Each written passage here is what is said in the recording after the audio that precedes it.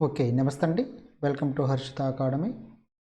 ఈరోజు మనము ఈ వీడియోలో 10th క్లాస్ బయాలజికల్ సైన్స్‌లోని పోషణ, ఆహార వ్యవస్థ అనేటువంటి పాఠం గురించి మనం నేర్చుకుందాం. సో, ఇది పార్ట్ 2 అండి.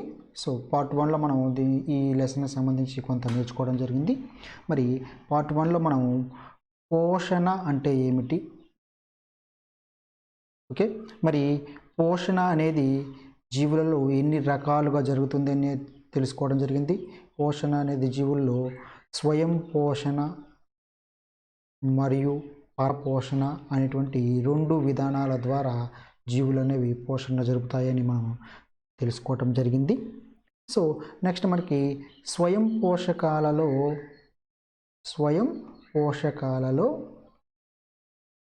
పోషణ అనేది ఏ విధంగా జరుగుతుంది అనే దాని గురించి మనం నేర్చుకోవడం జరిగింది. మరి స్వయం పోషకాలు అనగా ఏ జీవులైతే స్వంతంగా ఆహార పదార్థాలను తయారు చేసుకుంటాయో వాటిని మనం స్వయం పోషకాలు లేదా ఆటోట్రోప్స్ అంటాము. సో, ఈ స్వయం పోషకాలకు ఉదాహరణగా మనం ఎగ్జాంపుల్స్గా మనము మొక్కలు అని చెప్పుకోవడం జరిగింది. సో, మొక్కలను మనం స్వయం పోషకాలు అంటాము. మరి ఇవి కాంతి శక్తిని ఉపయోగించుకుంటాయని, సో ఈ కాంతి శక్తిని ఉపయోగించుకొని రసాయన శక్తిగా మార్చుకుంటాయని, మరి దాని ఫలితంగా ఇవి స్వంతంగా ఆహార పదార్థాలను తయారు చేసుకుంటాయని మనం తెలుసుకోవడం జరిగింది. సో, ఇదే క్రమంలో మరి ఇవి కిరణజన్య సంయోగ క్రియను జరుపుకుంటాయని, దీని ఫలితంగా అవి సొంతంగా ఆహార పదార్థాలను కూడా తయారు చేసుకుంటాయని మనం తెలుసుకోవటం జరిగింది. సో, ఇక్కడ కిరణజన్య సంయోగ క్రియ అనగానేమి, మరి ఈ కిరణజన్య సంయోగ క్రియ అనేది ఏ జీవులలో జరుగుతుంది అనే దాని గురించి తెలుసుకోవడం జరిగింది. ముఖ్యంగా మొక్కలలో ఆకుపచ్చని పదార్థం అనేది ఉంటుందని, ఈ ఆకుపచ్చని పదార్థాన్ని మనము పత్రహరితం అని అంటామని తెలుసుకోవడం జరిగింది. ఈ పత్రహరితం అనేది ఉండటం వల్ల మొక్కలు సొంతంగా ఆహార పదార్థాలను తయారు చేసుకోగలుగుతున్నాయని, మరి జంతువులు ఈ పదార్థాన్ని కలిగి లేకపోవటం వల్ల అవి సొంతంగా ఆహార పదార్థాలను తయారు చేసుకోలేవు. కాబట్టి వాటిని మనము పరపోషకాలు అని చెప్పుకోవడం జరిగింది. ఓకే. సో, ఇప్పుడు మనము నెక్స్ట్ మనకి దీని తర్వాత మనం గమనించినట్లయితే కిరణజన్య సంయోగ క్రియకు సంబంధించినటువంటి సమీకరణాన్ని ఎవరు మొదటగా ప్రవేశపెట్టారనే దాని గురించి కూడా నేర్చుకోవడం జరిగింది. సిబి వాన్ నీల్ అనేటువంటి డచ్ దేశానికి చెందినటువంటి శాస్త్రవేత్త మొట్టమొదటిసారిగా కిరణజన్య సంయోగ క్రియకు సంబంధించినటువంటి సమీకరణాన్ని ప్రతిపాదించడం జరిగింది. మరి ఆ సమీకరణం గురించి కూడా మనం నేర్చుకోవడం జరిగింది. నెక్స్ట్ రాబర్ట్ హిల్ అనేటువంటి శాస్త్రవేత్త ఈ కిరణజన్య సంయోగ క్రియకు సంబంధించినటువంటి ఒక సమీకరణాన్ని ప్రతిపాదించడం జరిగింది. సో, ఆయన ప్రతిపాదించినటువంటి సమీకరణాన్ని గురించి కూడా మనం నేర్చుకోవటం కూడా జరిగింది. నెక్స్ట్ మరి ఇక్కడ మొక్కలు ఈ కిరణజన్య సంయోగ క్రియ ఫలితంగా మొదటగా కార్బోహైడ్రేట్స్ని తయారు చేసుకుంటాయని, తర్వాత ఈ కార్బోహైడ్రేట్స్ను స్టార్చ్ వంటి పిండి పదార్థాలను మరియు సెల్యులోజ్ను రూపంలో వాటిని మార్చి నిల్వ చేసుకుంటాయని కూడా మనం తెలుసుకోవడం జరిగింది. సో, అంటే కిరణజన్య సంయోగ క్రియ ఫలితంగా ఏర్పడినటువంటి కార్బన్ డైఆక్సైడ్ నెక్స్ట్ మనకి స్టార్చ్గా మార్చబడి నిల్వ చేసుకుంటాయని, మరి ఇక్కడ ఈ కిరణజన్య సంయోగ క్రియ ఫలితంగా మొక్కలు కార్బోహైడ్రేట్సే కాకుండా ప్రోటీన్లను మరియు లిపిడ్స్ అంటే కొవ్వు పదార్థాలను కూడా తయారు చేసుకుంటాయని కూడా మనం తెలుసుకోవడం జరిగింది. ఓకే. నెక్స్ట్ మనకి ఈ కిరణజన్య సంయోగ క్రియ ద్వారా మొక్కలు కార్బోహైడ్రేట్స్ని ఎలా తయారు చేసుకుంటాయి అనే దాని గురించి మనం తెలుసుకునే క్రమంలో పిండి పదార్థాలు లేదా కార్బోహైడ్రేట్స్ అనేవి ఎక్కడ ఏర్పడతాయి అనే దాని గురించి కూడా తెలుసుకోవడం జరిగింది. మరి ఇక్కడ ఆకులలో పిండి పదార్థం ఏర్పడుతుందా లేదా అనే దాని గురించి మనం తెలుసుకోవడానికి ఒక కృత్యాన్ని నిర్వహించాము. ఆ కృత్యం గురించి కూడా మనం నేర్చుకోవడం జరిగింది. నెక్స్ట్ ఈ కిరణజన్య సంయోగ క్రియకు సంబంధించినటువంటి లేదా కిరణజన్య సంయోగక్రియకు కావాల్సినటువంటి ఆవశ్యక పదార్థాలు ఏమిటి, మరి ఆ పదార్థాలన్నిటి గురించి కూడా మనం నేర్చుకోవడం జరిగింది. కిరణజన్య సంయోగక్రియకు సంబంధించి లేదా కావాల్సినటువంటి ఆవశ్యక పదార్థాలలో కాంతి అని, నీరు మరియు కార్బన్ డయాక్సైడ్ మరియు పత్రహరితం. సో ఈ విధంగా 4 రకాల ఆవశ్యక పదార్థాలు అనేవి మొక్కల్లో కిరణజన్య సంయోగక్రియ జరగాలంటే అవసరపడతాయని మనం నేర్చుకోవడం జరిగింది. సో ఈ ఒక్కొక్క ఆవశ్యక పదార్థాలు లేదా ఒక్కొక్క కారకాల గురించి కూడా మనం నేర్చుకున్నాము. నీరు మరియు కిరణజన్య సంయోగక్రియకు సంబంధించినటువంటి సంబంధం ఏమిటి అనే దాని గురించి కూడా నేర్చుకున్నాము. నెక్స్ట్ మనకి గాలి మరియు కిరణజన్య సంయోగక్రియ, గాలి మరియు కిరణజన్య సంయోగక్రియకు మధ్య ఉన్నటువంటి సంబంధం ఏమిటి అనే దాని గురించి కూడా నేర్చుకోవడం జరిగింది. మరి ఇక్కడ గాలి మరియు కిరణజన్య సంయోగక్రియకు సంబంధించినటువంటి ప్రక్రియలో భాగంగా మనం జోసెఫ్ ప్రిస్ట్లీ, ఎవరు జోసెఫ్ ప్రిస్ట్లీ అటువంటి శాస్త్రవేత్త ఆకుపచ్చని మొక్కల పెరుగుదలలో గాలి ప్రధానమైనటువంటి పాత్రను పోషిస్తుందని తెలియజేయటం జరిగింది. నెక్స్ట్ మనకి 1774వ సంవత్సరంలో ఈ జోసెఫ్ ప్రిస్ట్లీ అనేటువంటి శాస్త్రవేత్త ఆక్సిజన్ని కనుగొన్నాడు. నెక్స్ట్ 1775వ సంవత్సరంలో ఈ లెవోయిజర్ అనేటువంటి శాస్త్రవేత్త దీనికి నామకరణాన్ని, ఆక్సిజన్ అనే నామకరణాన్ని చేయటం జరిగింది. సో ఈ విధంగా మనకి జోసెఫ్ ప్రిస్ట్లీ మొక్కల యొక్క పెరుగుదలలో గాలి ప్రధానమైనటువంటి పాత్ర పోషిస్తుందని తెలుసుకొనటానికి ఒక కృత్యాన్ని కూడా నిర్వహించడం జరిగింది. దీన్ని ప్రిస్ట్లీ ప్రయోగం అంటాము. మరి ఈ ప్రయోగంలో గంటజాడితో పాటుగా ఎలుగుతున్న కొవ్వొత్తి, ఎలుక, సో పుదీనా మొక్కలు, వీటి సహాయంతో ఒక ప్రయోగాన్ని కూడా చేయటం జరిగింది. సో ఈ ప్రయోగ ఫలితంగా ఇక్కడ వాయు వినిమయం అనేది జరుగుతుందని తెలుసుకోవడం జరిగింది. వాయు వినిమయం అనేది జరుగుతుందని తెలుసుకున్నాడు. మరి ఈ వాయువుల వినిమయం అనేది పత్రాల్లో ఉన్నటువంటి పత్ర రంధ్రాల సహాయంతో మరియు కాండం మరియు వేర్లలో ఉన్నటువంటి స్పంజి కణజాలం ద్వారా కూడా వాయువు వినిమయం అనేది జరుగుతుంది అనేది కూడా తెలుసుకోవటం జరిగింది. ఓకే, పత్రాలలో పత్రరంధ్రాల సహాయంతో మరియు కాండం మరియు వేర్లలో ఉన్నటువంటి స్పంజి కణజాలం ద్వారా కూడా ఈ వాయువుల వినిమయం అనేది జరుగుతుందని కూడా తెలుసుకోవటం జరిగింది. నెక్స్ట్ మనకి ఇదంతా కూడా ఈ కిరణజన్య సంయోగక్రియ కావచ్చు మరియు శ్వాసక్రియలో కావచ్చు. మరి ఇక్కడ ఈ వేటిలోనైనా సరే వాయువుల వినిమయం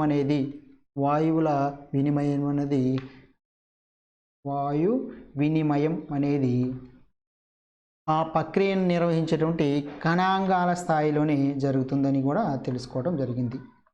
కణాంగాల స్థాయిలోనే ఈ వాయువుల వినిమయం జరుగుతుందని కూడా తెలుసుకోవటం జరిగింది. సో ఇంతవరకు మనము పార్ట్ 1లో నేర్చుకున్నాము. సో ఇప్పుడు మనము పార్ట్ 2లో కిరణజన్య సంయోగక్రియలో కార్బన్ డయాక్సైడ్ యొక్క ఆవశ్యకత అనే దాని గురించి మనము ఒక కృత్యాన్ని నిర్వహించుకోవడం జరుగుతుంది. సో ఈ కృత్యాన్ని గురించి మనం ఈ వీడియోలో నేర్చుకుందాం. సో ఇక్కడ మనకి ఈ కృత్యాన్ని మనం నిర్వహించడానికి లేదా ఈ ప్రయోగాన్ని మనం నిర్వహించడానికి ముందుగా ఒక కుండీలో పెరుగుతున్నటువంటి మొక్కను తీసుకోవాలి. మరి ఈ మొక్కలో పిండి పదార్థాన్ని మనము ముందుగా తొలగించాలి.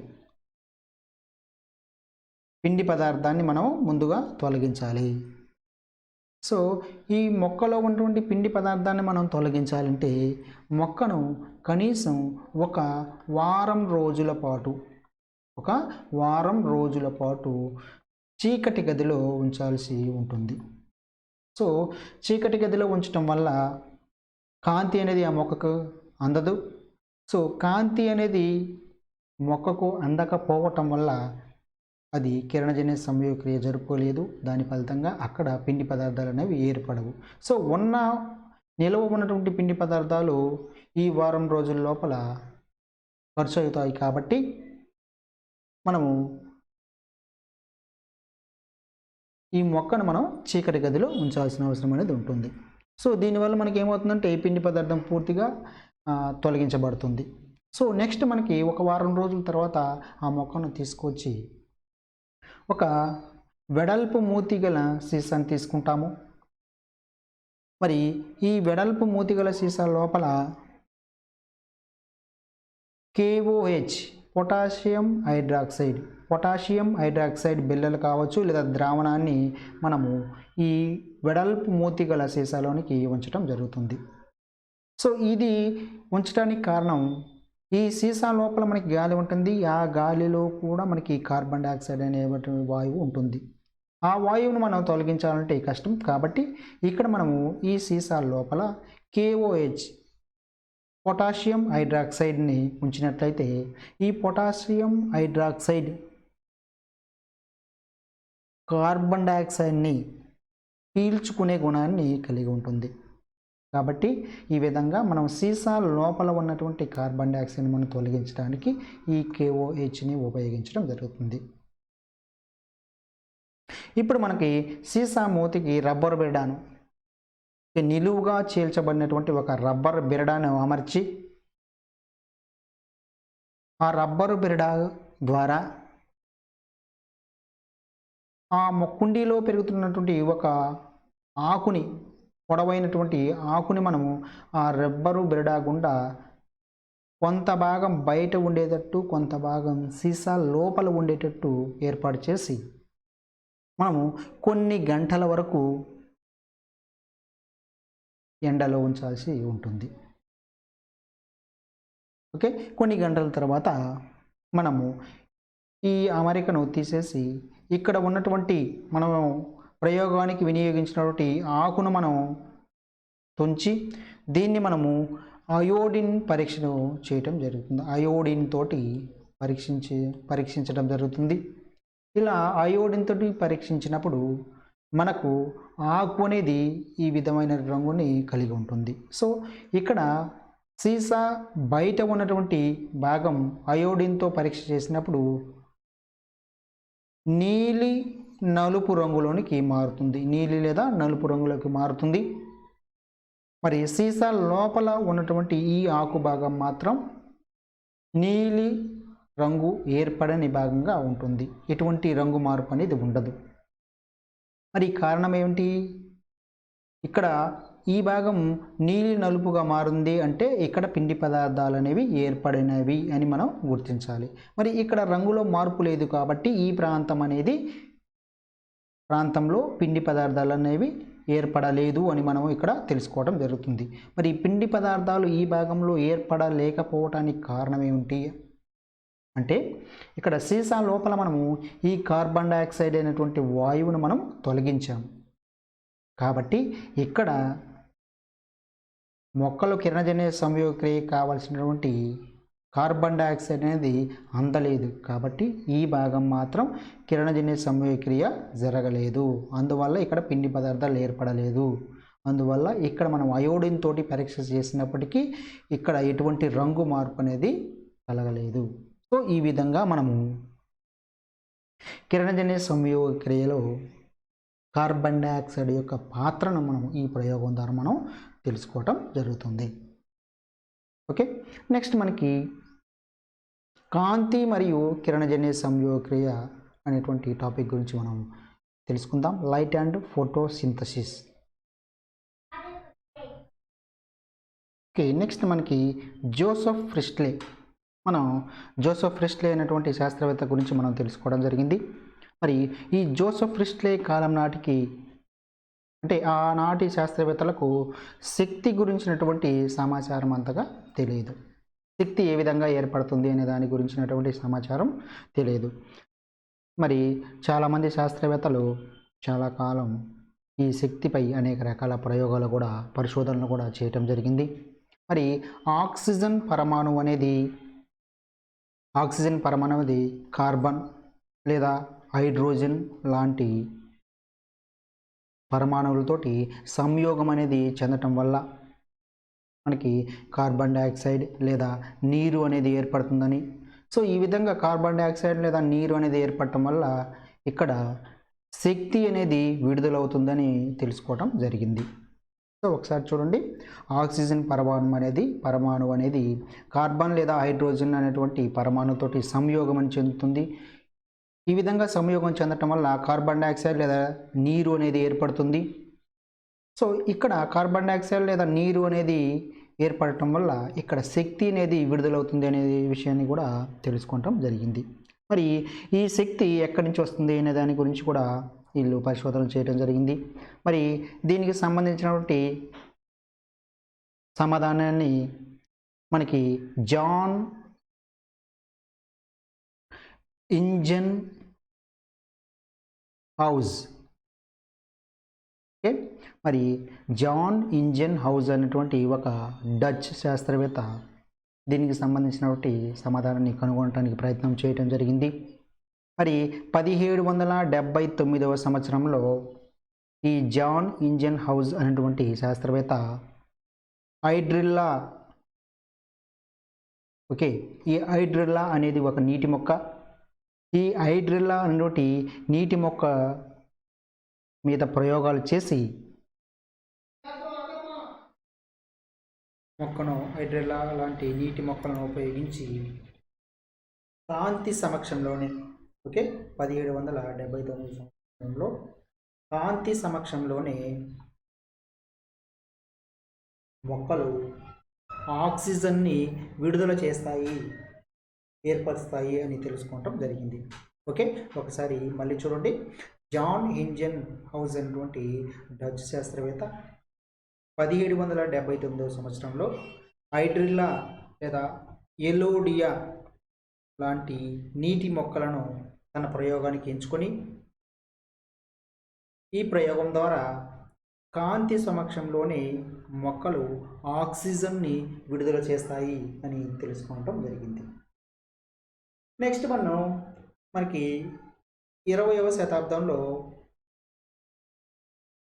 ఎంగెల్మన్ అనేటువంటి శాస్త్రవేత్త, ఓకే, 20వ శతాబ్దంలో ఎంగెల్మన్ అనేటువంటి శాస్త్రవేత్త మొక్కలలో గరిష్ట కిరణజన్య సంయోగ క్రియ, గరిష్ట కిరణజన్య సంయోగ క్రియ జరిగేటువంటి స్థానాన్ని కనుగొనడం జరిగింది. ఓకే, మొక్కలో ఏ భాగంలో గరిష్టంగా కిరణజన్య సంయోగ క్రియ అనేది జరుగుతుంది అనే దాని గురించి ఆయన నిర్ధారించడం జరిగింది. మరి ఇందుకు గాను ఈ ఎంగెల్మన్ అనేటువంటి శాస్త్రవేత్త శైవలాల సమూహాలపై పరిశోధనలు చేయటం జరిగింది. మరి ఈ శైవలాల సమూహాలపై ఇంద్రధనుస్సులో కనపడేటువంటి 7 రంగుల కాంతులను ఈ శైవలాలకు సోకే విధంగా చేశాడు. తర్వాత ఆక్సిజన్ ఉత్తేజిత బ్యాక్టీరియాలపై, ఆక్సిజన్ ఉత్తేజిత బ్యాక్టీరియాలపై ప్రకాశవంతమైనటువంటి ఎరుపు మరియు నీలి రంగు కాంతి కిరణాలను ప్రసరింపజేసినప్పుడు అవి గుంపులుగా ఏర్పడటం ఆయన గమనించడం జరిగింది. ఓకే, ఒకసారి చూడండి, శైవలాలపైన ప్రయోగాలు చేశాడు. శైవలాలపైన మనకి ఇంద్రధనుస్సులో కనపడినటువంటి 7 రంగులను సోకే విధంగా శైవలాలకు చేశాడు. నెక్స్ట్ ఆక్సిజన్ ఉత్తేజిత బ్యాక్టీరియాలపై ప్రకాశవంతమైనటువంటి ఎరుపు మరియు నీలి రంగు కాంతులను ప్రసరింపజేసినప్పుడు అవి గుంపులుగా ఏర్పడటం గమనించాడు. అంటే ఇక్కడ ఎరుపు మరియు నీలి రంగు కాంతులలో మాత్రమే కిరణజన్య సంయోగక్రియ గరిష్టంగా జరుగుతుంది అని తెలుసుకోవడం జరిగింది. మరి ఆకుపచ్చని రంగులో కిరణజన్య సంయోగ క్రియ అనేది జరగదని ఎరుపు లేదా అరుణ కాంతి మరియు నీలి కాంతిలోనే గరిష్టంగా కిరణజన్య సంయోగ క్రియ అనేది జరుగుతుంది అని నిర్ధారించడం జరిగింది. ఓకే, మరి ఇక్కడ ఈ విధంగా ఈయన కనిపెట్టిన తర్వాత కిరణజన్య సంయోగ క్రియ గురించి, కాంతి మరియు కిరణజన్య సంయోగ క్రియ గురించినటువంటి లోతుగా అధ్యయనం చేయడానికి ఈయన చేసినటువంటి ప్రయోగాలు దోహదం చేయబడ్డాయి. మరి మొక్కలలో వివిధ రకాల రంగులతో కూడినటువంటి వర్ణద్రవ్యాలు ఉంటాయని, ఈ వర్ణద్రవ్యాల గురించి కాంతి శక్తి వినియోగంలో వాటి యొక్క పాత్ర గురించి కూడా మనకి అవగాహన చేసుకోవడానికి తోడ్పడటం జరిగింది. అంటే వివిధ రకాలైన వర్ణ ద్రవ్యాలు వివిధ రకాలైన రంగుల్లో ఉంటాయి, వీటి సహాయంతో అవి కిరణజన్య సంయోగక్రియ జరుపుకుంటాయి అని కూడా తెలుసుకోవటం జరిగింది. నెక్స్ట్ వన్ ఇక్కడ మనం గమనించినట్లయితే కాంతి సమక్షంలో కిరణజన్య సంయోగక్రియ జరిగినప్పుడు ఆక్సిజన్ విడుదలవుతుంది అనే దాన్ని నిరూపించడానికి మనం ఇక్కడ ఒక ప్రయోగశాల కృత్యాన్ని మనం నిర్వహించాల్సి ఉంటుంది. ప్రయోగశాల కృత్యం. సో ఈ ప్రయోగశాల కృత్యాన్ని నిర్వహించడానికి కావాల్సినటువంటి పదార్థాలను మనం ముందుగా చూసుకోవాలి. సో దీన్ని మనం ఏం కింద రాసుకోవచ్చు, కాంతి సమక్షంలో కిరణజన్య సంయోగక్రియ జరిగినప్పుడు ఆక్సిజన్ విడుదల అనేది మనకి ఏం ఉద్దేశంగా చెప్పుకోవచ్చు. నెక్స్ట్ దీనికి సంబంధించి ఈ కృత్యానికి సంబంధించినటువంటి పరికరాలు మనం గమనించినట్లయితే ఇక్కడ మరి పరీక్షణాలను ఒకటి తీసుకుంటాము. మరి గాజు బీకర్ ఒకటి, నీరు, గరాటు మరియు హైడ్రిల్లా లేదా ఎలోడియా. ఓకే, హైడ్రిల్లా లేదా ఎలోడియా లాంటి నీటి మొక్కలు మనం తీసుకోవడం జరిగింది. సో ఇవి ఈ ప్రయోగశాల కృత్యానికి కావలసినటువంటి పరికరాలుగా చెప్పుకోవడం జరుగుతుంది. సో వీటిని ఉపయోగించి మనము ఒక కృత్యాన్ని నిర్వహిస్తాము. ముందుగా ఇక్కడ హైడ్రిల్లా లేదా ఎలోడియా లాంటి నీటి మొక్కను ఒకదాన్ని తీసుకొని మనము ఇక్కడ ఏ విధంగా అయితే ఏర్పాటు చేశామో మనం బొమ్మలో కనిపిస్తున్నట్టు మనము ఇక్కడ గరాటని మనము గరాటుని మనం పరీక్షణాలలో ఇన్సర్ట్ చేసి దాన్ని మనం నీరు ఉన్నటువంటి బేకర్లో బోర్లించడం జరుగుతుంది. సో ఈ విధమైనటువంటి అమరికను మనము కొన్ని గంటల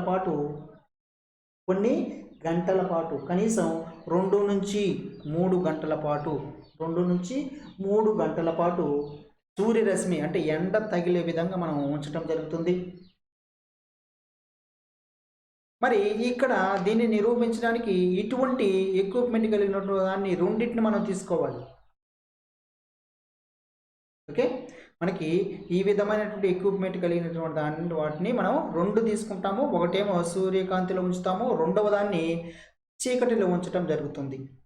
ఒకదాన్ని ఎండలో ఉంచితే రెండవ దాన్ని ఏం చేస్తాము, చీకటిలో ఉంచుతాము. మరి ఒక 2-3 గంటల తర్వాత రెండింటిని మనం గమనించడం జరుగుతుంది, 2 రకాలైనటువంటి ఎక్విప్మెంట్ని. సో ఎండలో ఉంచిన దాన్ని మనం గమనించినట్లయితే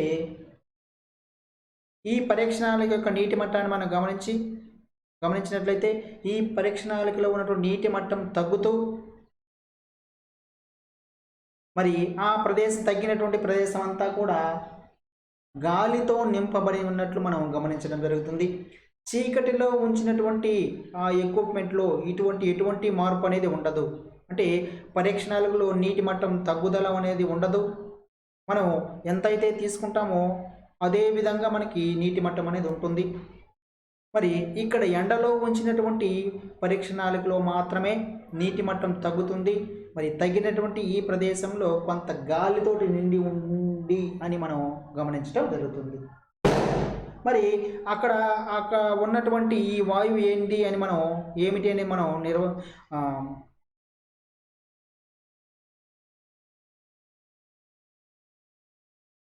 గుర్తించాలి. మరి ఆ వాయువును వెలువడినటువంటి వాయువును మనం ఇక్కడ గుర్తించడానికి మండుతున్నటువంటి అగ్గిపుల్లను కానీ లేదా అగరబత్తీని కానీ ఉంచినప్పుడు కాంతివంతంగా అవి మండటం అనేది మనం గమనించడం జరుగుతుంది. ఈ విధంగా కాంతివంతంగా మండటం వల్ల హైడ్రిల్లా మొక్కల నుండి వెలువడినటువంటి ఈ వాయువు అనేది ఆక్సిజన్ వాయువుగా మనం గుర్తించడం జరుగుతుంది. మరి ఈ వాయువు ఎందుకు విడుదలవుతుంది అంటే ఇక్కడ ఉన్నటువంటి ఈ నీటి మొక్కలు అనేవి కిరణజన్య సంయోగక్రియ జరపటం వల్ల ఈ మొక్కల నుంచి ఆక్సిజన్ అనేది విడుదలయ్యి మరి చిన్న చిన్న నీటి బుడగల రూపంలో పైభాగంలో పరీక్షణాల యొక్క పైభాగాన్ని చేరడం జరుగుతుంది. సో ఈ విధంగా మొక్కలు అనేవి కాంతి సమక్షంలో కిరణజన్య సంయోగక్రియ జరిగినప్పుడు మనకి ఆక్సిజన్ అనేటువంటి వాయువు విడుదలవుతుంది అని మనం తెలుసుకోవటం జరిగింది. ఈ ప్రయోగానంతటినీ కూడా నిర్వహించినటువంటి శాస్త్రవేత్త ఎవరంటే Jan Ingenhousz. Okay, Jan Ingenhousz అనేటువంటి శాస్త్రవేత్త కాంతి సమక్షంలోనే మొక్కలు ఆక్సిజన్ ఏర్పరుస్తాయి అని నిరూపించడానికి ఈ కృత్యాన్ని నిర్వహించడం జరిగింది. నెక్స్ట్ మనకి పిండి పదార్థం ఏర్పడడానికి కాంతి యొక్క ఆవశ్యకత ఏంటి అనే దాన్ని మనం నిర్ధారించడానికి ఒక కృత్యాన్ని కూడా ఇక్కడ నిర్వహించాల్సి ఉంటుంది. ముందుగా ఈ కృత్యానికి కావాల్సినటువంటి కుండీలో పెరుగుతున్నటువంటి మొక్కను తీసుకుంటాము. మరి ఈ మొక్కలో కూడా మనము పిండి పదార్థాన్ని తొలగించడం జరుగుతుంది. పిండి పదార్థాన్ని తొలగించడానికి మనము ఒక వారం రోజుల పాటు చీకటి గదిలో ఉంచుతాము. సో దాని ఫలితంగా మొక్కలో ఉన్నటువంటి పిండి పదార్థం మొత్తం కూడా ఖర్చు అవుతుంది. సో అటువంటి కుండీలో పెరుగుతున్నటువంటి మొక్కను మనం తీసుకొని ఒక నల్ల కాగితాన్ని తీసుకొని మనకు ఆ నల్ల కాగితం పైన ఒక డిజైన్ రూపంలో కట్ చేసి ఏదో ఒక రూపంలో మనకు నచ్చినటువంటి డిజైన్ను ఆ నల్ల కాగితంని పైన కట్ చేసి మనం ఈ బొమ్మలో కనిపిస్తున్నట్టు ఆ నల్ల కాగితంతో ఆ పత్రాన్ని పిన్నుల సహాయంతో అంటే ఆ పత్రాన్ని పిన్నుల సహాయంతో ఎండ తగలకుండా మనం ఏర్పాటు చేయటం జరుగుతుంది. సో ఈ నల్లటి భాగం గుండా కాంతి అనేది పడకుండా మనము జాగ్రత్త తీసుకోవడం జరుగుతుంది. సో ఈ విధమైనటువంటి అమరికను మనము ఎండలో ఉంచి ఒక 2-3 గంటల తర్వాత ఆ మొక్క నుంచి మనం ఆకును వేరు చేసి మరి దీన్ని అయోడిన్ తోటి పరీక్ష చేయటం జరుగుతుంది. అయోడిన్ తోటి పరీక్ష చేయటం వలన మనకి ఈ విధమైనటువంటి రంగులో మార్పు అనేది రావటం జరుగుతుంది. సో ఈ భాగం మాత్రం మనకి నీలి లేదా నలుపు రంగులోకి మారుతుంది. ఈ మనం నల్ల కాగితం ఉంచినటువంటి ఈ ప్రదేశం మాత్రం ఎటువంటి రంగులో మార్పు అనేది లేదు. కారణం ఏమిటంటే ఈ నల్ల కాగితం అనేది ఆకుపైన కాంతి అనేది పడకుండా నిరోధించింది కాబట్టి ఈ ప్రాంతంలో ఇక్కడ కిరణజన్య సంయోగక్రియ జరగలేదు. దాని ఫలితంగా అక్కడ పిండి పదార్థాలు అనేవి ఏర్పడలేదు. అందువల్ల ఇక్కడ మనం అయోడిన్ తోటి పరీక్ష చేసినా కూడా ఇక్కడ ఎటువంటి రంగు మార్పు అనేది లేదు. ఓకే, సో ఈ విధంగా మనము పిండి పదార్థం ఏర్పడటానికి లేదా కిరణజన్య సంయోగ క్రియ అనేది జరగటానికి కాంతి అనేది ఆవశ్యకమైనటువంటి పదార్థంగా మనం చెప్పుకోవడం జరుగుతుంది. ఓకే, ఇప్పటి వరకు మనము నీరు కిరణజన్య సంయోగ క్రియ గురించి నేర్చుకోవడం జరిగింది. నెక్స్ట్ కార్బన్ డైఆక్సైడ్ కిరణజన్య సంయోగ క్రియ మరియు కాంతి కిరణజన్య సంయోగ క్రియ అనేటువంటి ఈ 3 కారకాల గురించి మనం నేర్చుకున్నాము. సో చివరిగా పత్రహరితము కిరణజన్య సంయోగ క్రియ అనే దాని గురించి మనం ఇక్కడ చూద్దాం. ఓకే, ఇక్కడ మనకి జాన్ ఇంజన్ హౌస్ అనేటువంటి శాస్త్రవేత్త గురించి మనం తెలుసుకోవడం జరిగింది. ఇంజన్ హౌస్ అనేటువంటి శాస్త్రవేత్త, మరి ఈ ఇంజన్ హౌస్ అనేటువంటి శాస్త్రవేత్త మొక్కలలో ఆకుపచ్చని భాగంలో మాత్రమే, ఏ భాగంలో? ఆకుపచ్చని భాగంలో మాత్రమే కిరణజన్య సంయోగ క్రియ అనేది జరుగుతుంది అని నిరూపించటం జరిగింది. ఓకే, చూడండి, జాన్ ఇంజన్ హౌస్ అనేటువంటి శాస్త్రవేత్త మొక్కలలో ఆకుపచ్చని భాగాలలో మాత్రమే కిరణజన్య సంయోగ క్రియ జరుగుతుంది అని ఆయన ప్రతిపాదించడం లేదా కనుగొనడం జరిగింది. మరి ఆకుల్లో కొన్ని ఆకులు అప్పుడే కొత్తగా ఏర్పడుతున్నటువంటి ఆకుల్లో మనం చిగురాకులు అంటాము. ఈ చిగురు ఆకులు ఏవైతే ఉన్నాయో ఇవి వివిధ రకాల రంగులను కలిగి ఉంటాయి. కొన్ని ఎరుపు రంగును కలిగి ఉంటాయి, కొన్ని పసుపు రంగుని కలిగి ఉండటం జరుగుతుంది ఈ సిగురాకులు అనేవి. మరి ఈ సిగురాకులలో కూడా మనకి కిరణజన్య సంయోగక్రియ జరుగుతుందా? ఈ ఎరుపు రంగు మరియు పసుపు రంగులో ఉన్నటువంటి ప్రాంతాల్లో కూడా కిరణజన్య సంయోగక్రియ జరుగుతుందా లేదా? సో ఇక్కడ ఏం చెప్పాడు ఈ ఇంజన్ హౌస్ అనేటువంటి శాస్త్రవేత్త, ఆకుపచ్చని భాగాలలో మాత్రమే కిరణజన్య సంయోగక్రియ జరుగుతుంది అని చెప్పాడు.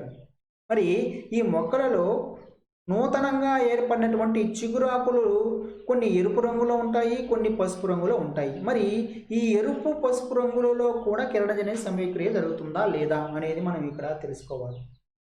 అదేవిధంగా ఆకుపచ్చ రంగు కలిగి ఉన్నటువంటి అన్ని రకాల పదార్థాలన్నీ కూడా కిరణజన్య సంయోగక్రియ జరుపుతాయా? ఫర్ ఎగ్జాంపుల్ కొన్ని పక్షులు ఆకుపచ్చ రంగులు కలిగి ఉన్నాయి, మరి అవి కూడా కిరణజన్య సంయోగక్రియ జరుపుతాయా?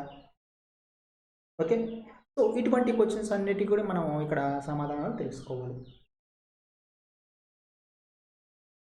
మరి ఇక్కడ ఉన్నటువంటి ప్రశ్నకు సమాధానం మనం చూసినట్లయితే సిగురాకులు అనేటువంటి ఈ ఎరుపు మరియు పసుపు రంగు కలిగినటువంటి ఈ ఆకులలో కూడా కిరణజన్య సంయోగ క్రియ అనేది జరుగుతుంది. ఓకే, ఇక్కడ మనకి కిరణజన్య సంయోగ క్రియలో మనకి వర్ణ ద్రవ్యాలు అనేవి ఉన్నాయి.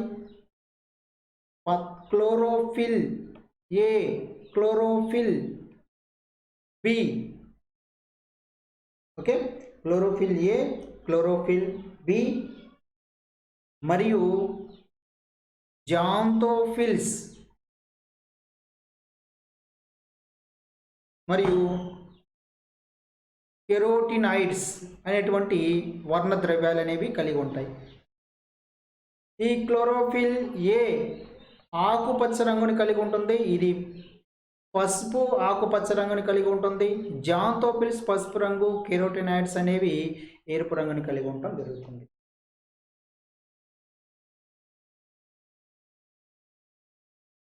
ఓకే, ఒకసారి మనము ఈ మొక్కలలో ఉన్నటువంటి వర్ణద్రవ్యాల గురించి మనం నేర్చుకుంటున్నాము. మరి ఈ వర్ణద్రవ్యాలలో chlorophyll A, B, chlorophyll B, xanthophylls, carotenoids అనేటువంటి వర్ణద్రవ్యాలు అనేవి ఉంటాయి. పత్రహరితం ఏ అనేది నీలి ఆకుపచ్చ రంగులో ఉంటుంది. మరి క్లోరోఫిల్ బి అనేది పసుపు ఆకుపచ్చ రంగులో ఉంటుంది, పసుపు ఆకుపచ్చ రంగుని కలిగి ఉంటుంది.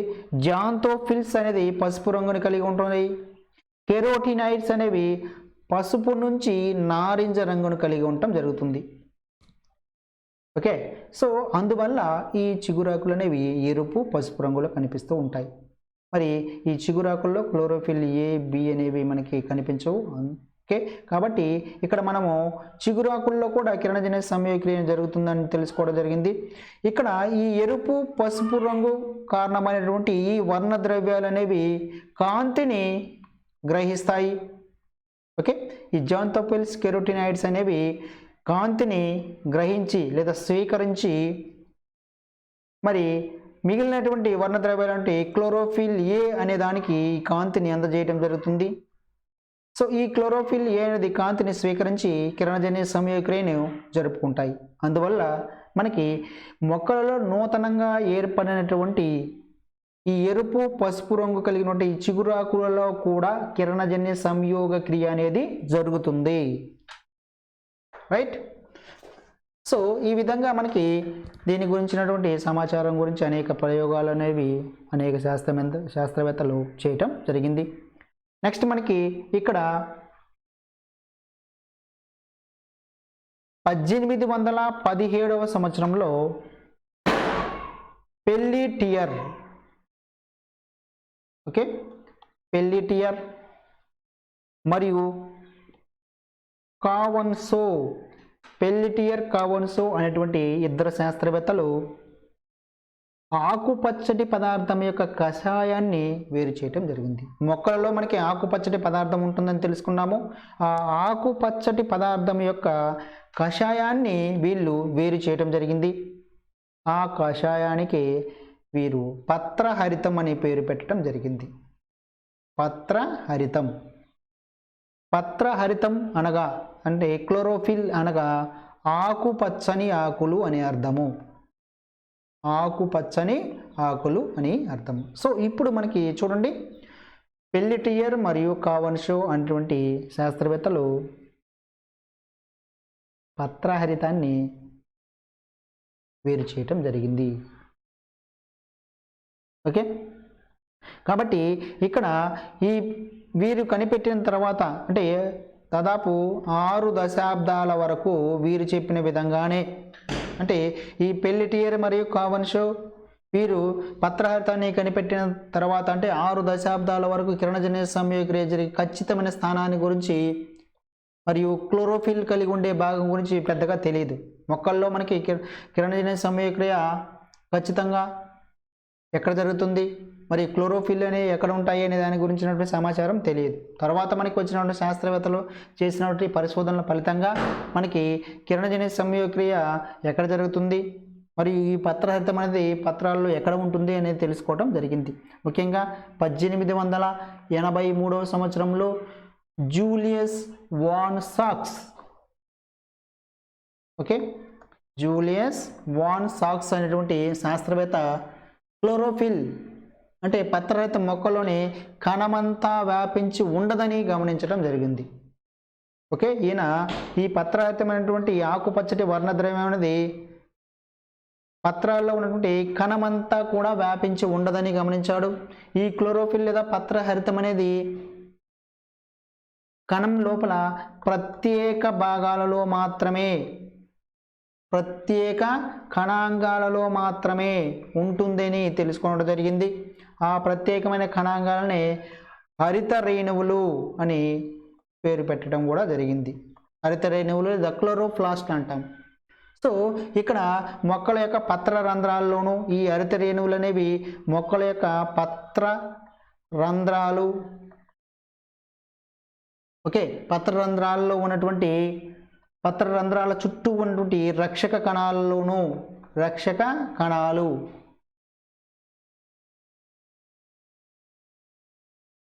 మరియు సందాయక కణజాలం, ఓకే, సందాయక కణజాలంలో ఈ భాగాలలో ఈ హరిత రేణువులు లేదా క్లోరోప్లాస్ట్లు అనేవి అధిక సంఖ్యలో ఉంటాయి అని కూడా తెలియజేయడం జరిగింది. అంటే దాదాపుగా మరి 40 నుంచి 40 నుంచి 100 క్లోరోప్లాస్ట్లు అనేవి ఈ రక్షక కణాలు మరియు సందాయక కణజాలంలో ఉంటాయని తెలుసుకోవడం కూడా జరిగింది. ఒకసారి మనము ఆకు యొక్క అడ్డుకోతను మనం గమనించినట్లయితే, సో ఇది పత్రం యొక్క అడ్డుకోత. ఈ పత్రం యొక్క అడ్డుకోతను మనం గమనించినట్లయితే, సో ఇది స్తంభాకార కణజాలం. సో ఇది మనకి స్పంజి కణజాలం చెప్పుకోవడం జరుగుతుంది. ఈ స్తంభాకార కణజాలం మరియు స్పంజి కణజాలంలో ఎక్కువ మొత్తంలో ఇక్కడ హరిత రేణువులు అనేవి కలిగి ఉంటాయని కూడా మనం తెలుసుకోవడం జరిగింది. ఓకే, పత్రం యొక్క అడ్డుకోతలో హరిత రేణువులు అనేవి ఎక్కడ ఉంటాయి అంటే స్పంజి మరియు స్తంభాకార కణజాలంలో ఈ హరిత రేణువులు అనేవి ఎక్కువ మొత్తంలో కలిగి ఉండటం జరుగుతుంది అనేది కూడా మనం తెలుసుకోవటం జరిగింది. సో దీంతో పాటు ఇక్కడ సో ఇది మనకి పత్రరంధ్రం. ఈ పత్రరంధ్రం చుట్టూ ఉన్నటువంటి కణాలు రక్షక కణాలు అంటాము. ఈ రక్షక కణాల్లో కూడా ఎక్కువ మొత్తంలో మనకి, ఓకే, రక్షక కణాల్లో కూడా ఎక్కువ మొత్తంలో మనకి ఈ హరిత రేణువులు అనేవి కలిగి ఉంటాయి అని కూడా తెలుసుకోవడం జరిగింది. సో నెక్స్ట్ ఇక్కడ మనకి క్లోరోప్లాస్ట్ హరిత రేణువు యొక్క అడ్డుకోతను మనం గమనించినట్లయితే, ఈ క్లోరోప్లాస్ట్లు అనేవి త్వచంతో కూడినటువంటి నిర్మాణాలుగా మనం చెప్పుకోవడం జరుగుతుంది. త్వచంతో కూడినటువంటి నిర్మాణాలు అంటే ఈ హరిత రేణువు చుట్టూ 2 త్వచాలనే ఉంటాయి, 2 కవచాలనే ఉంటాయి. ఒకటి బాహ్య కవచం లేదా బాహ్య త్వచం, రెండవది అంతర్త్వచం. సో ఈ విధంగా మనకి ఉన్నట్లయితే ఒకటి బాహ్య, రెండవది అంతర. సో ఈ విధంగా రెండు త్వచాలని కలిగి ఉండటం జరుగుతుంది. అందువల్ల క్లోరోప్లాస్ట్లు త్వచంతో కూడినటువంటి నిర్మాణాలుగా మనం చెప్పుకోవడం జరుగుతుంది. ఓకే, ఇక్కడ రెండు త్వచాలు ఉంటాయి. బయట వైపు ఉన్నదాన్ని బాహ్య త్వచమని, లోపల వైపు ఉన్నదాన్ని అంతర్త్వచం అంటాము. మరి లోపల వైపున ఉన్నటువంటి దొంతర్ల వంటి నిర్మాణాలను మనం థైలికాయిడ్స్ అంటాం. చూడండి, సో లోపల వైపున మనకి ఉన్నటువంటి ఈ భాగంలో ఇక్కడ మనకి కొన్ని దొంతర్లుగా కనిపిస్తూ ఉన్నది. వీటిని మనము థైలకాయిడ్స్ అంటాము.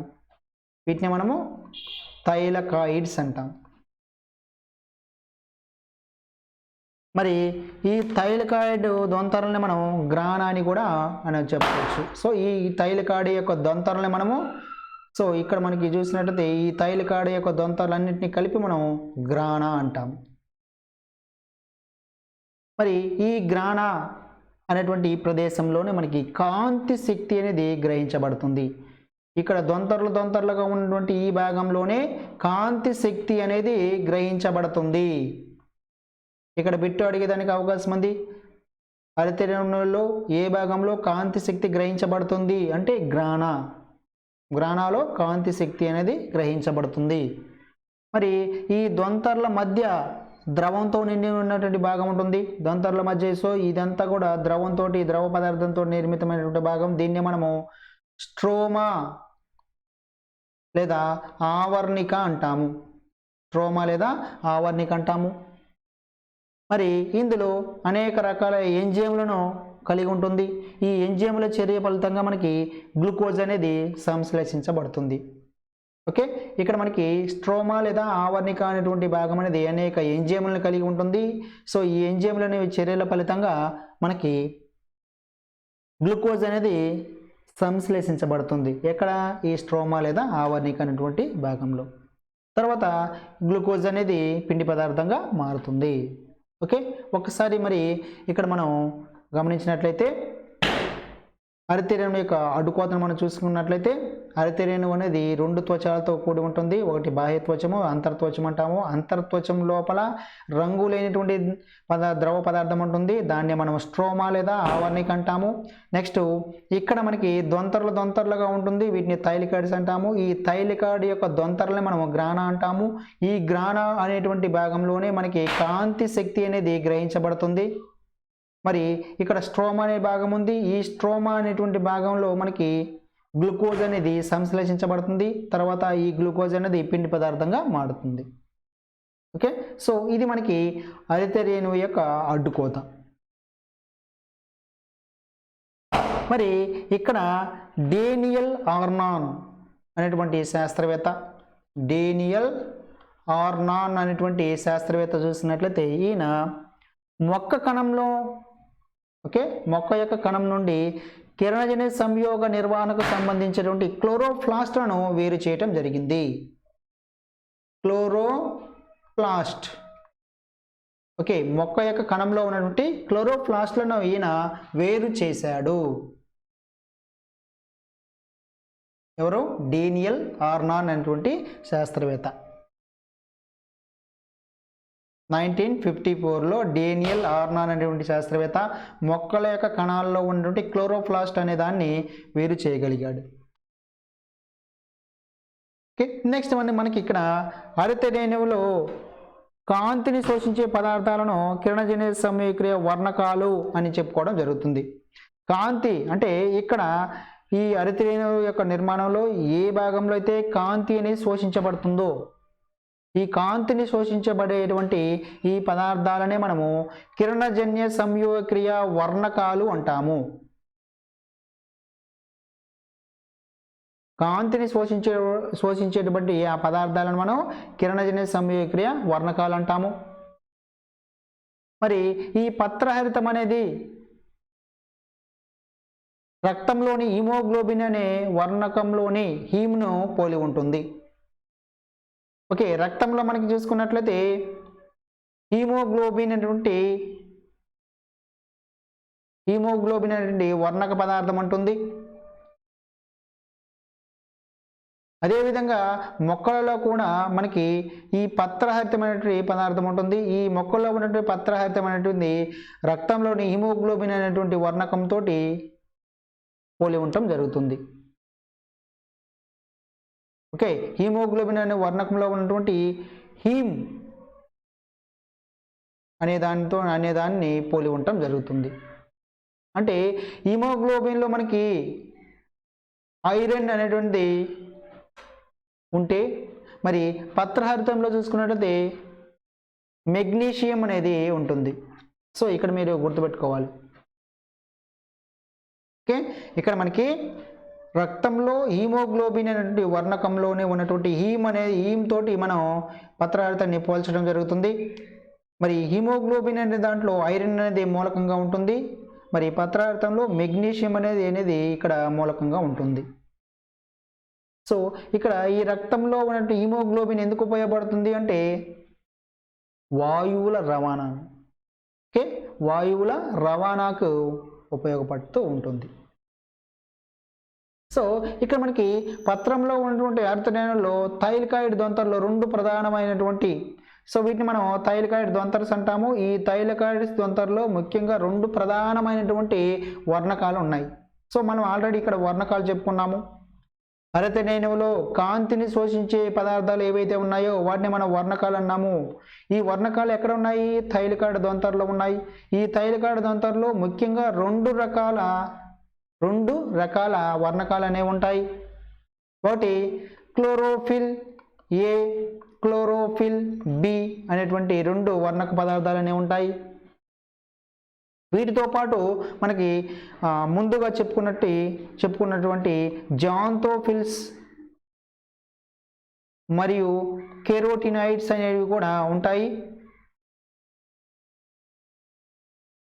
సో ముఖ్యంగా ఈ క్లోరోఫిల్ ఏ మరియు బి అనే వర్ణకాలు అనేవి ఉంటాయి.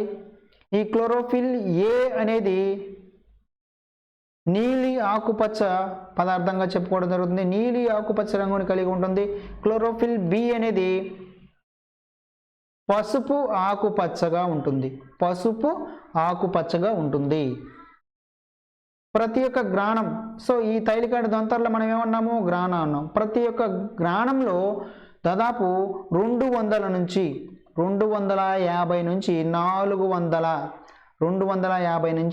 400 వర్ణక అణువులు కలిసి ఉండటం జరుగుతుంది. ఈ అణువులన్నీ కలిసి ఒక కాంతి శోషణ సముదాయం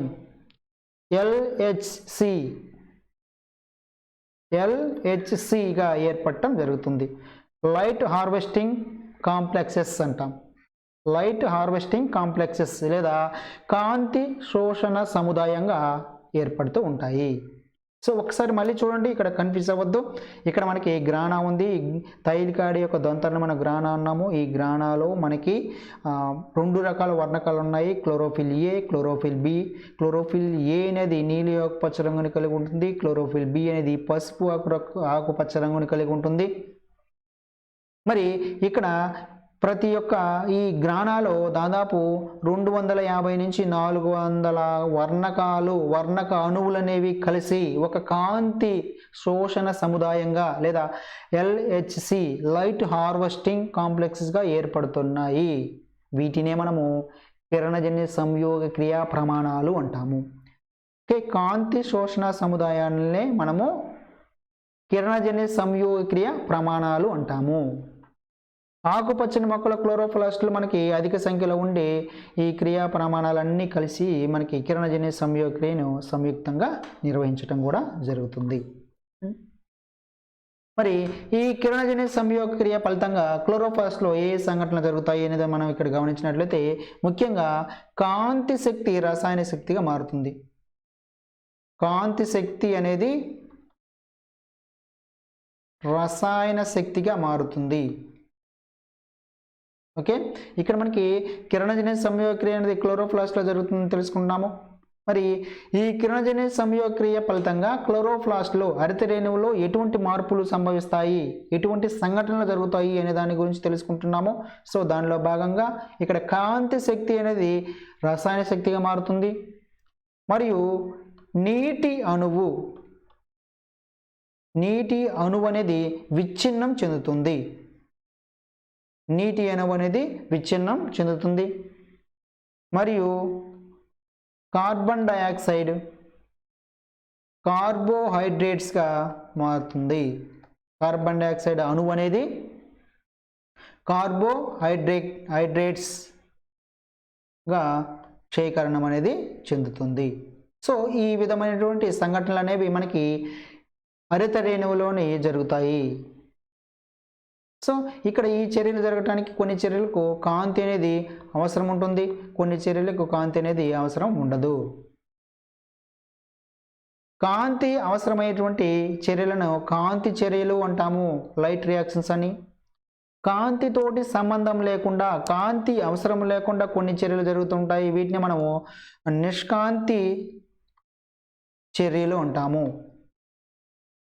నిష్కాంతి చర్యలు, light reactions, light dependent reaction and light independent reactions. అంటే కాంతి చర్యలు, నిష్కాంతి చర్యలు. కాంతి అవసరమయ్యే చర్యలను కాంతి చర్యలని, కాంతి అవసరం లేకుండా జరిగేటువంటి చర్యలను నిష్కాంతి చర్యలు అంటాము. మరి ఇక్కడ చూసుకున్నట్లయితే కాంతిపై ఆధారపడేటువంటి చర్యలు ఏవైతే ఉన్నాయో వీటిని మనం కాంతి చర్యలు అంటాము. ఈ కాంతి చర్యలన్నీ కూడా ఎక్కడ జరుగుతున్నాయి అంటే హరిత రేణువులోని గ్రాణాలో జరుగుతున్నాయి. ఇది కూడా ఇంపార్టెంట్ బిట్, గుర్తుపెట్టుకోండి. ఇక్కడ కాంతి చర్యలు అనేవి హరిత రేణువులోని గ్రాణా అనేటువంటి భాగంలో జరుగుతాయి. మరి మిగిలినటువంటి నిష్కాంతి చర్యలు అనేవి స్ట్రోమాలో, ఇక్కడ ఉన్నటువంటి స్ట్రోమా లేదా ఆవర్ణికలో జరుగుతాయి. ఓకే, మరి ఈ విధంగా మనకి కాంతి చర్యలు మాత్రం గ్రాణాలో జరుగుతాయి, మరి నిష్కాంతి చర్యలు మాత్రం స్ట్రోమా లేదా ఆవర్ణిక అనేటువంటి భాగంలో జరుగుతాయి. ఓకే అండి. సో నెక్స్ట్ వీడియోలో కిరణజన్య సంయోగక్రియ యాంత్రికం, కిరణజన్య సంయోగక్రియ యాంత్రికం గురించి మనం తెలుసుకుందాం. ఓకే, ఇక్కడ మనకి కిరణజన్య సంయోగక్రియ అనేది రెండు విధాలుగా జరుగుతుంది. కాంతి చర్యలు అని మరియు నిష్కాంతి చర్యలు అని తెలుసుకోవడం రెండు దశల్లో జరుగుతుందని తెలుసుకున్నాము. సో వీటి గురించి మనం నెక్స్ట్ వీడియోలో నేర్చుకుంటామండి. Thank you for watching.